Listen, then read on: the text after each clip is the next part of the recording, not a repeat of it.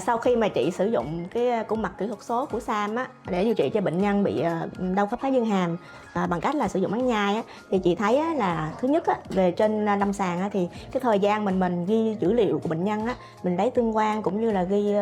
cái khớp cắn khuôn mặt á, thì rất là tiết kiệm thời gian. Cái khuôn mặt này thì nó không có khó thao tác, nó dễ hơn so với khuôn mặt truyền thống. Rồi cái ưu điểm lớn nhất á, là cái phần mà mình không cần phải lên giá khớp ở bên ngoài. Ví dụ như là bình thường ở truyền thống là mình phải sử dụng thạch cao, mình phải lên càng hàm trên rồi càng hàm dưới, nó rất là tốn thời gian cũng như là nhiều công đoạn thì sẽ gây ra sai sót. Thì cái đó thì đối với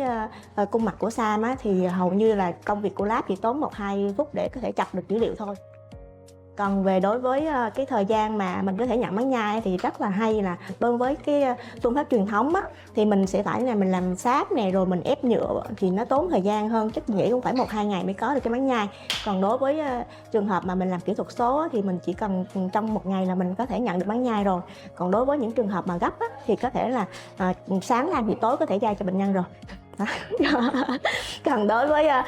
khi mà da máy nhai thì tất nhiên là cái độ chính xác nó cao hơn hẳn, mình lắp hầu như không cần phải điều chỉnh gì nhiều, chỉ một phát là mình vào luôn. Rồi còn đời điều chỉnh về khớp cắn thì cũng không cần phải điều chỉnh nhiều. Tuy nhiên thì về cái đường trượt có hướng dẫn sang bên ra trước thì mình cũng còn phải điều chỉnh một chút ít gì ở trên miệng. Rồi còn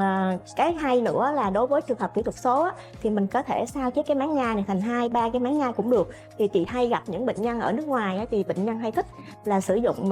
2-3 cái để sơ cua, thì mình như vậy là mình có thể sao chép hoàn toàn mà không cần phải là mình làm lại nữa, rất là tốn thời gian.